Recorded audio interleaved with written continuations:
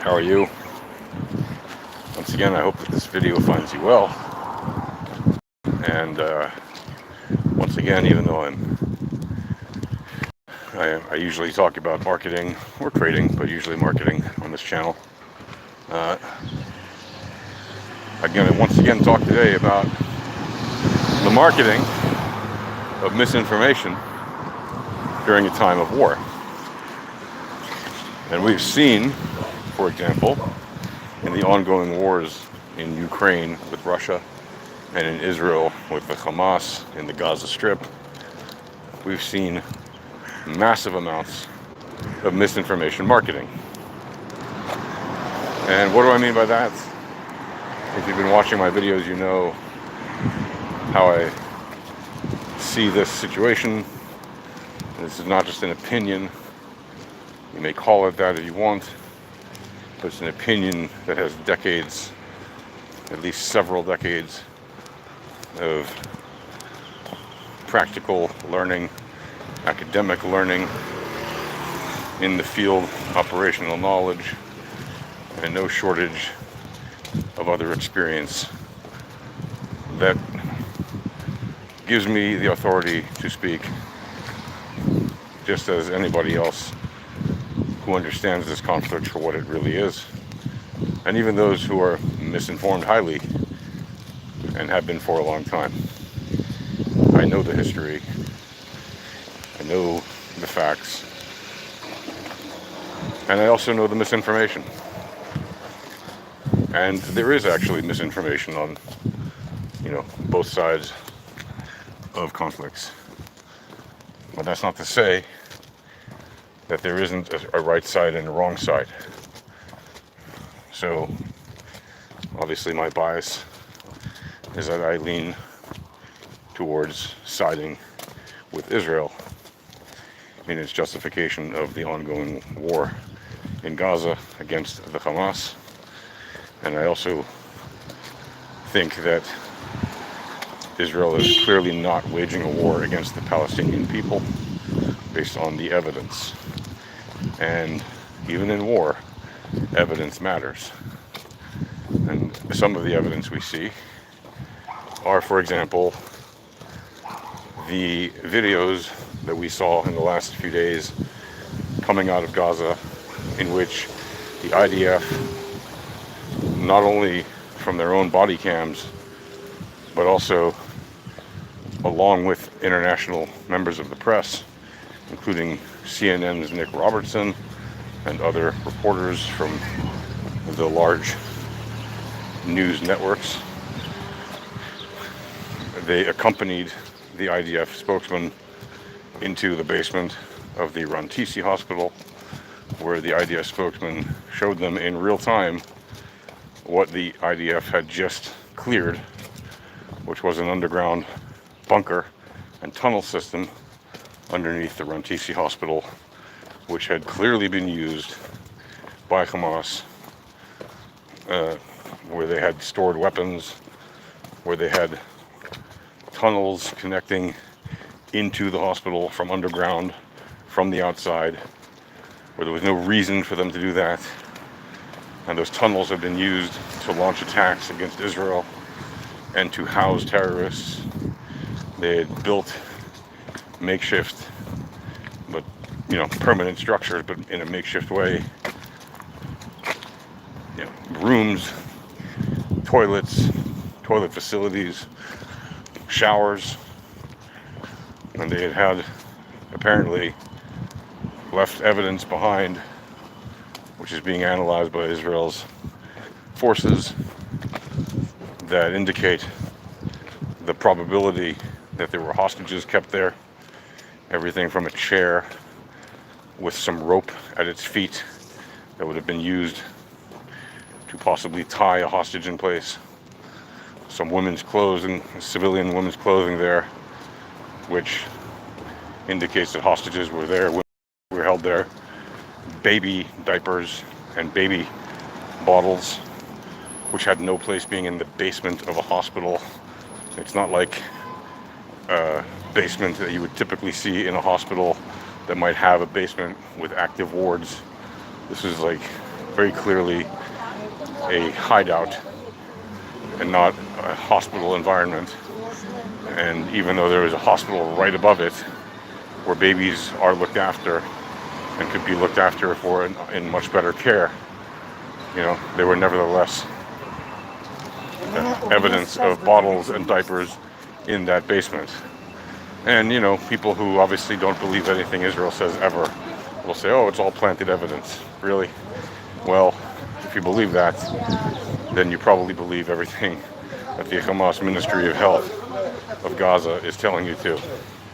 Right? And what are they famous for? One of the things they are extremely well known to do is to exaggerate significantly the number of losses that they suffer. And another thing that they do is they actually intentionally use civilians as human shields in order to have inflated numbers or large numbers, and then they inflate those numbers even further.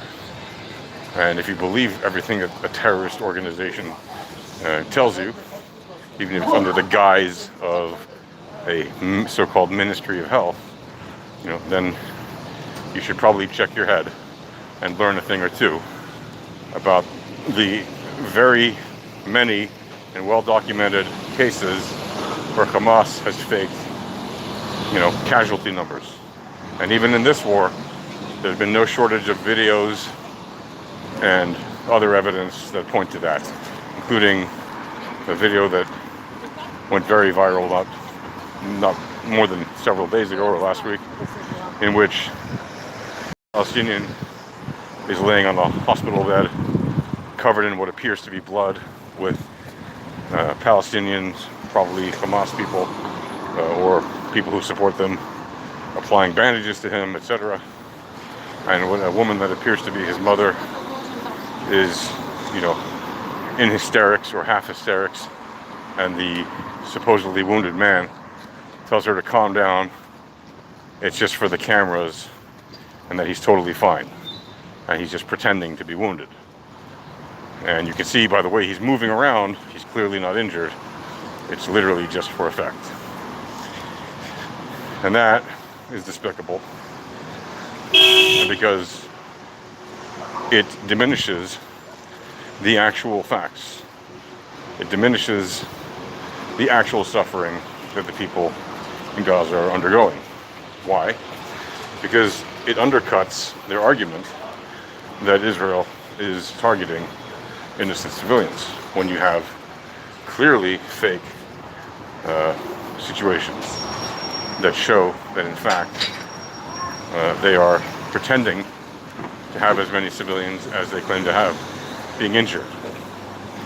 And that means that they are harming their own interests, and that is not a surprise to anyone who knows this conflict, since it is well known, since literally Hamas officials stated publicly and openly that their interest is not in protecting the Palestinian people. Their interest is in protecting themselves and their agenda. And their agenda, which is well known, anyone can Google it, is to kill every Israeli and every Jew around the world and annihilate the state of Israel. Entirely genocide, right? And yet they claim to be the ones who are undergoing a genocide, which again, based on population numbers alone, is patently absurd when you consider that the population of Gaza has, according to the UN and everybody else who does even a modicum of research, that the population of Gaza has more than doubled in the last 15 years since Hamas has been in charge. They've gone from 1.1 million or 1 million people in 2005 to more than 2 million people, like 2.2 million people living in Gaza. So that is clearly not a genocide when you double your population in 15 years, right? And yet they call it that because they know that it pulls the heartstrings of bleeding heart liberals and people who are ignorant and who just think that any kind of violence is unjustified no matter what. Well, that's just not true. Because if somebody comes and attacks you, you have the right and even the duty to defend yourself. And you may not choose to take that right. You may choose not to enact that duty. You may give up on that because you may think you don't have a choice. You may be powerless to do anything about it. But if you're not powerless to do anything about it, if you're a state like Israel that has a powerful army, which it has built from scratch over the past 75 to 100 years,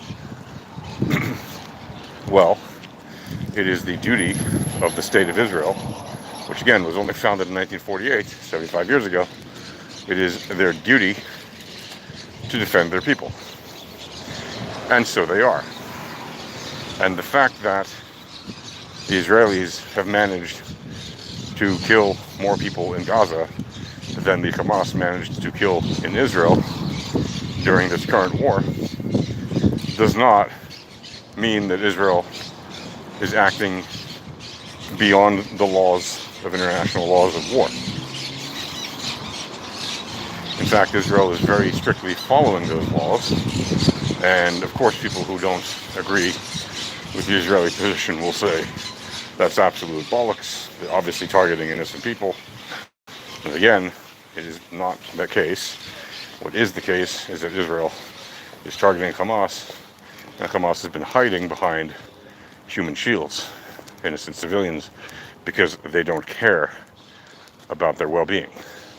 They publicly said that the tunnels are for the use of Hamas terrorists and not to be used to protect innocent civilians, because they don't want to protect innocent Palestinian civilians in Gaza.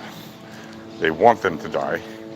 They want as many of them as possible to die, and then inflate the numbers even further so that they can claim publicly that Israel is slaughtering people wholesale. Just like they claim that Israel carpet bombs Gaza. That is absolute nonsense. If you know anything about what carpet bombing is, it means flying bomber jets overhead or bomber planes overhead and dropping, in the same drop, not one bomb at a time or two bombs, but like hundreds and thousands of bombs all at once, wasting entire areas. Right? If Israel were to carpet bomb Gaza, there would be no Gaza tomorrow. Right? It's a very small place. But they haven't done it. Right? If Israel was committing a genocide against the Palestinians in Gaza, there would be no Palestinians in Gaza. If they'd been doing it for 75 years, as many of them foolishly claim, which is nonsense, but even if you say 56 years, right, which is also nonsense, but even if you claim that, then there would be no Palestinians left.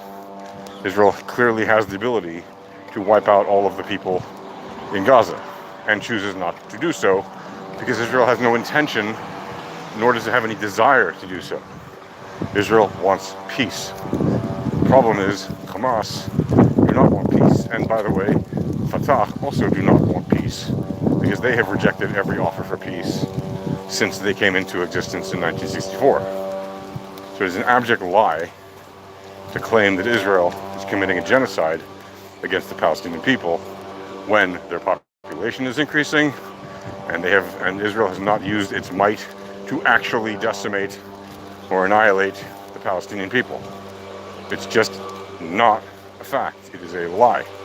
And the statistics bear that out.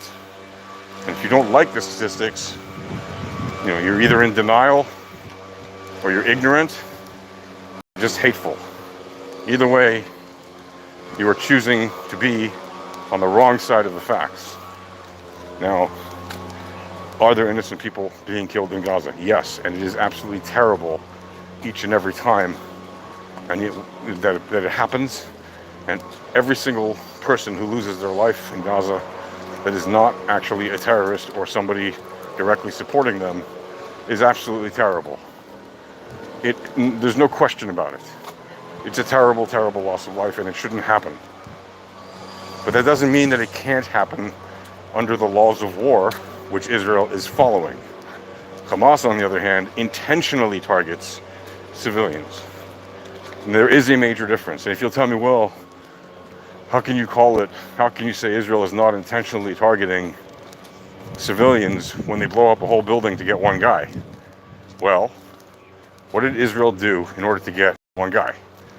Most likely, as they do in pretty much every case, they drop leaflets, they make phone calls, they send SMSs to everybody in that building and in that whole neighborhood and tell them to get out. Very often they'll do what's called roof knocking, where they'll drop basically a blank ammunition charge that just makes a lot of noise. They'll drop that onto the roof of the building that they intend to target. They're even on the phone with people, telling them get out. And the people in those buildings have been telling them, and there are tons of recordings of these things happening, and there's no shortage of Palestinians who've exited Gaza, who've turned against the Hamas once they're free from their clutches and spoken the truth and said, yeah, that's what they do. They message people, they tell us to get out, and the problem is that the Hamas doesn't let us get out. They shoot at us when we try to leave. And this was part of the problem during the early days of the war, is that the Israelis were telling Palestinians to get out, and Palestinians were saying, we can't leave because they're shooting at us. But nevertheless, Israel dropped bombs in order to get specific targets. And yes, that very often included killing innocent people that were there, surrounding those targets. And it's unfortunate, and it's terrible, and it should not happen, but it is a consequence of war. And if you don't think, if you believe this nonsense that you hear from extreme anti-Israel protesters demanding that the West denounce Israel for its actions, but yet they were silent when America and its allies were in Mosul or in Fallujah destroying hospitals wholesale because there were some terrorists in there, right? And blowing up entire cities without question because there were some terrorists there. But there were no protests against that, at least not in the amount and frequency that we see these days against Israel, right? In World War II, when the Allies bombed Dresden and completely destroyed it, and bombed Munich and bombed Berlin, they decimated these places. They more than decimated them. They destroyed them wholesale. There were no outrages against the Allies. Oh, but that was a different time. Really? That was 75 years ago. There's people still alive today who went through that on both sides. Different time? Why? Because there was more centralized media versus now? Well, there still were people who had choices to protest, and there were protests happening, but not against that. There were still demonstrations in the world, but not for that. Why? Because people understood the facts, the history, the ongoing events, and they understood the difference between right and wrong. And unfortunately, these days, we see that misinformation has been marketed so strongly to the ignorant, the naive, and the bleeding hearts who just have absolutely, no tolerance for any kind of violence, even if it's fully justified, and no comprehension that there is such a thing as justified violence when there are acts of war being committed by one side and acts of defense being committed by the other. Anyway, it's just more of an example of why it's important to have an educated populace on both sides of any conflict, because the sooner you have that, the sooner you are likely to end needless conflict.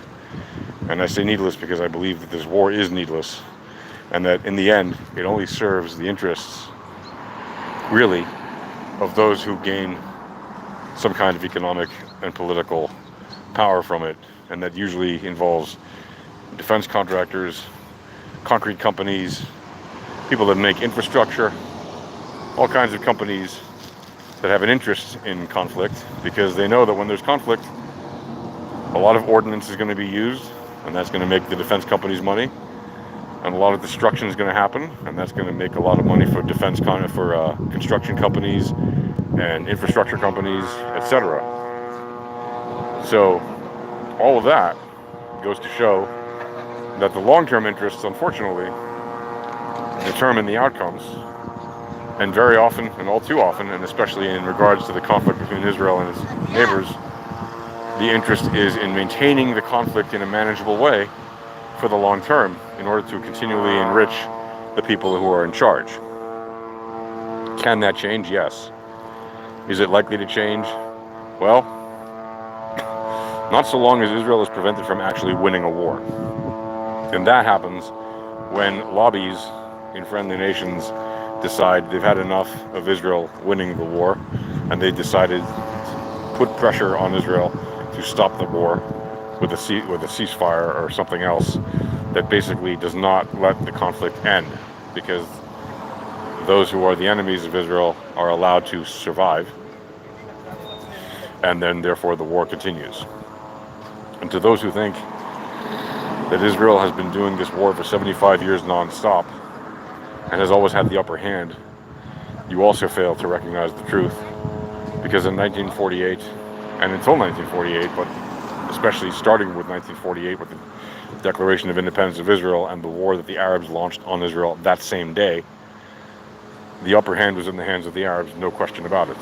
The Arabs had far more military superiority in 1948-49.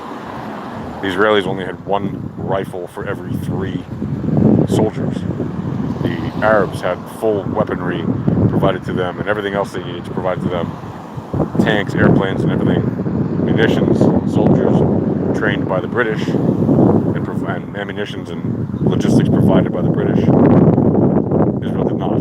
Israel only had the weapons it managed to smuggle in via all kinds of different ways, by sea mostly, and by airplane. And so there was no comparison between the Israeli army of 1948 and the Arabs in terms of, a David versus Goliath situation. And the fact that Israel has, over the last 75 years, been able to build up its military to be stronger than those of its Arab neighbors is not a slight upon Israel. It is a testament to their desire to build a safe and peaceful state. And doing so requires, first and foremost, providing for the security of the people of that country, as well as other infrastructure it has built, like healthcare and education and economic prosperity relative to its region and its regional neighbors, and economic opportunity relative to its neighbors. And these are all things that the Arabs have failed to do. And maybe, just maybe, if they had, in all likelihood, they would see, since many years already, a state of Palestine. If they had not focused on terror, but rather focused on nation building, they would have had a state of Palestine. But of course, everybody from Yasser Arafat, and even before him, to today's leader of the Fatah, Abu Mazen, and the leaders of the Hamas from their very inception until today, they were never interested in the state, and they never were. And they still aren't, as evidenced by their own information. And people who choose not to see that information are choosing to live in a life of ignorance. And that is evil, because you are complicit with the acts of the evil side. Anyway, that's going to do for now. And that's why I highly recommend anybody interested in this topic, whatever your bias is, be actually educated about it. And don't just read propaganda from one hateful side and believe that that's all the information.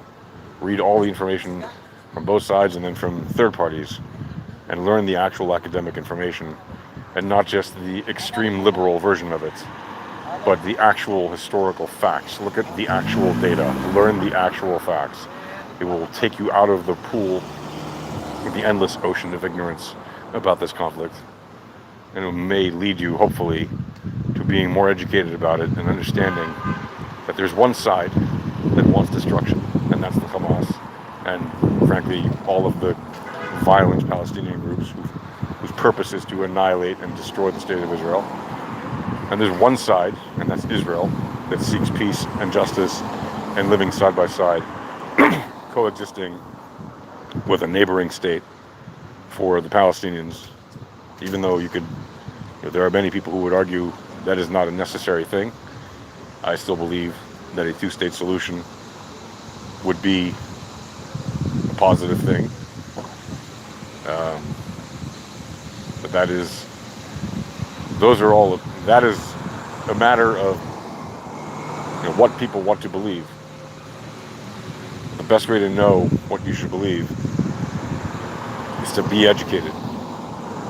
So do that. Get your education. Don't fall prey to the misinformation and the malice of disinformation that is marketed to ignorance. And when I say ignorance, I don't mean to belittle anybody or smear them or disrespect them. I'm just saying, if you don't know the facts of something, you are ignorant of those facts. It's not an insult. All right, take care. Bye.